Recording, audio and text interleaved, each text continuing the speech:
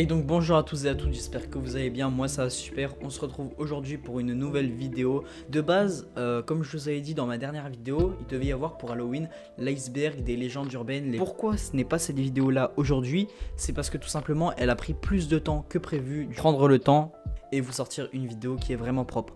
Donc aujourd'hui dans cette vidéo, ça va être une vidéo un petit peu plus tranquille que les dernières. Et je vais vous présenter 20 faits sur les films d'horreur. Avant que la vidéo commence, n'hésitez pas à vous abonner, à mettre un maximum de pouces bleus à la vidéo si vous voulez des vidéos comme ça. On vise les 500 abonnés, donc abonnez-vous.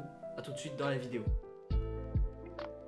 Pourquoi pas commencer par le commencement? Le premier film d'horreur est sorti le 24 décembre 1896 et a été projeté à Paris. C'est un film réalisé par Georges Méliès. Le film s'appelle Le Manoir du Diable. C'est un film muet de 3 minutes qui met en scène une chauve-souris géante dans un château. Je vous passe un petit extrait.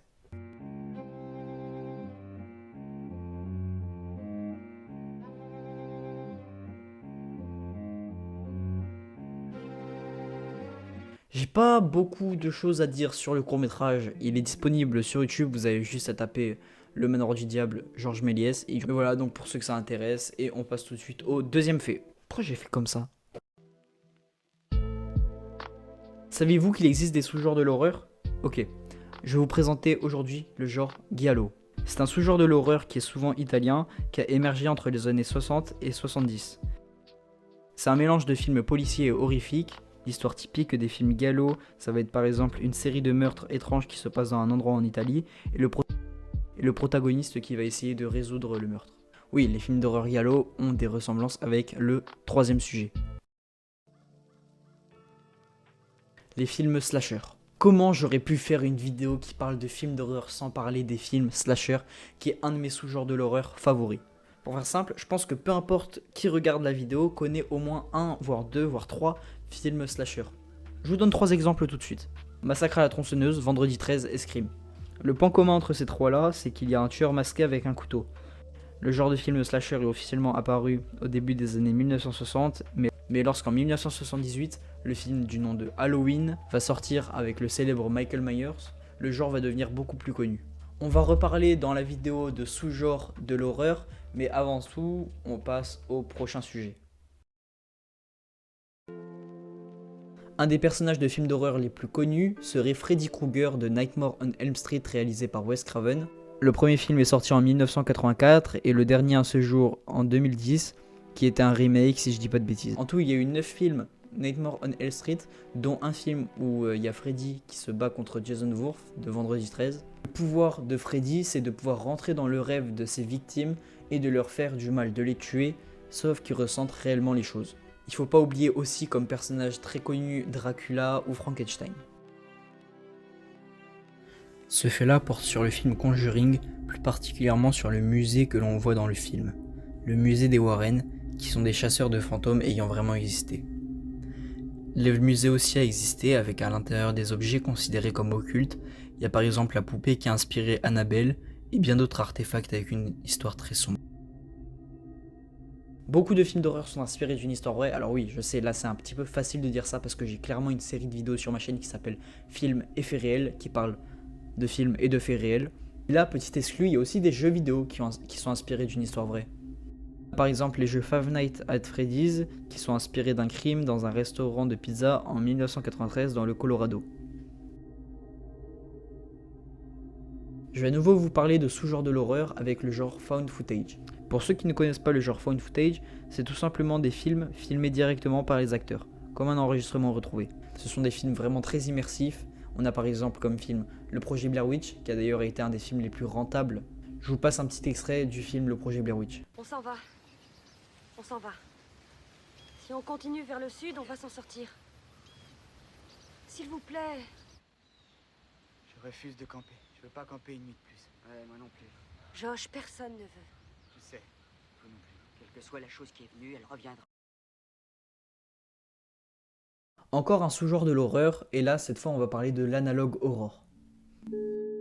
L'analogue horror ou l'horreur analogique est arrivé après le genre found footage et en est même inspiré. À ce jour, je crois qu'il n'y a pas de film en analogue horror, mais seulement des web-séries comme Local 58 ou Mandela Catalogue. En général, c'est avec des messages cryptés sur des vieilles télés comme dans les années 1980 ou 1990.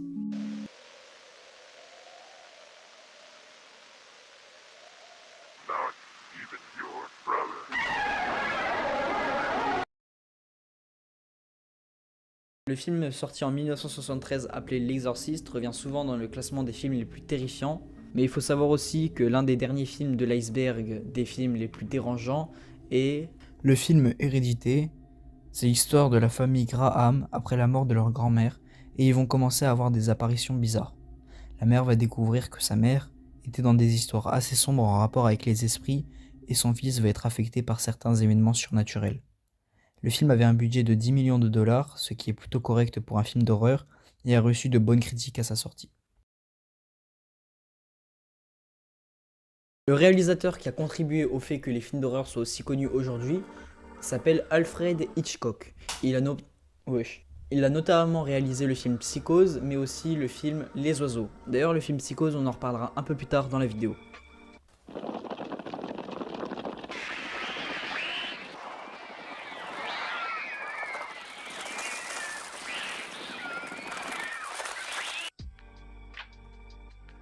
Le romancier Stephen King a en tout participé à plus de 60 films.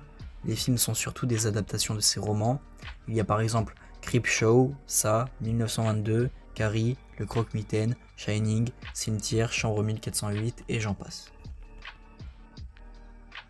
Les films du genre à avoir eu le plus de remakes sont Dracula et Halloween. On peut en tout compter 12 films Halloween et 39 films Dracula. Le film The Gallows Act 2 est considéré comme le film le plus nul de films d'horreur. C'est un film de Blumhouse Productions sorti en mai 2019 qui parle d'une fille en école d'art qui va rentrer en contact avec un esprit maléfique avec un challenge d'internet. Il a seulement 30% d'utilisateurs Google qui ont aimé le film. Il a une note de 0 sur 20 sur les sites de Rotten. Selon une étude scientifique, le film qui met le plus de tension aux spectateurs est Sinister 2, qui est la suite du premier film, qui parle d'une mère et de ses deux enfants qui emménagent dans une nouvelle maison où des crimes se sont produits par une entité surnaturelle et ils vont y trouver des cassettes des crimes. Personnellement, j'ai pas vu le film. Si quelqu'un l'a vu dans les commentaires, n'hésitez pas à dire vos avis sur le film. Voilà, on passe au prochain sujet. Certains films sont plus dans le non-visuel et dans l'imagination, comme le film The Babadook, sorti en 2014, qui parle d'une mère et de son fils qui sont face à un livre pour enfants qui va s'avérer plus dangereux que prévu, et le fils qui va croire que le monstre du livre est réellement là, alors qu'en vrai on le voit même pas. Et ça, c'est un seul exemple parmi tant d'autres. Dans Night Crisis, oui, je fais un peu notre pub, le vrai méchant dans le film, on le voit très peu, et justement ça peut laisser penser des choses au spectateur, car le vrai horreur est généralement dans la tête du spectateur et pas forcément sur l'écran. La scène la plus culte du cinéma d'horreur est dans le film Psychose, sorti en 1960, réalisé par Alfred Hitchcock. Je vous passe tout de suite un extrait.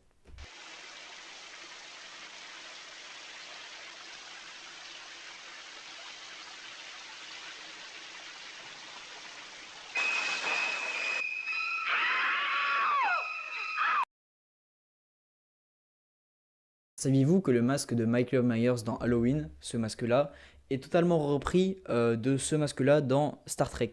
Star Trek, c'est une vieille série science-fiction qui se passe dans le futur.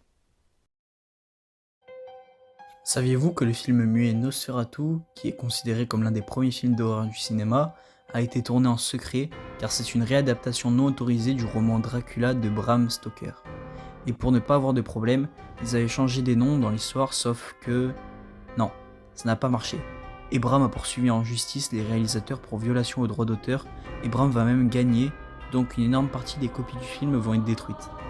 Très peu vont survivre, et c'est comme ça qu'aujourd'hui on peut le retrouver sur internet. Vous vous rappelez du film Blair Witch dont je vous ai parlé, de Found Footage? Et ben sachez que ça a été un des films les plus rentables avec Paranormal Activity. Et d'ailleurs, le film Blair Witch, le projet Blair Witch, pardon, n'avait pas de scénario, enfin, n'avait pas de vrai scénario. Quand ils étaient sur les lieux de tournage, les acteurs ont beaucoup improvisé.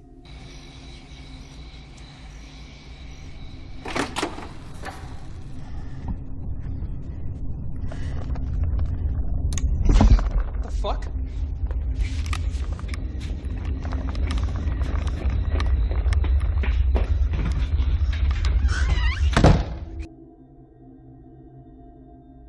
Est-ce que vous saviez que la fillette appelée Evil Samara Morgan dans The Ring est inspirée d'une vraie légende urbaine japonaise? Ce serait un Onryo qui signifie esprit vengeur et qui peut causer des problèmes, voire des meurtres, dans le monde des vivants. Ils sont souvent représentés habillés tout en blanc avec de très longs cheveux.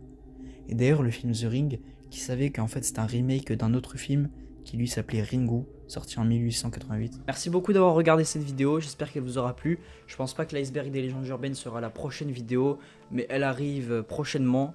Abonnez-vous, on visait 500 abonnés. A bientôt, c'était Kouri, ciao.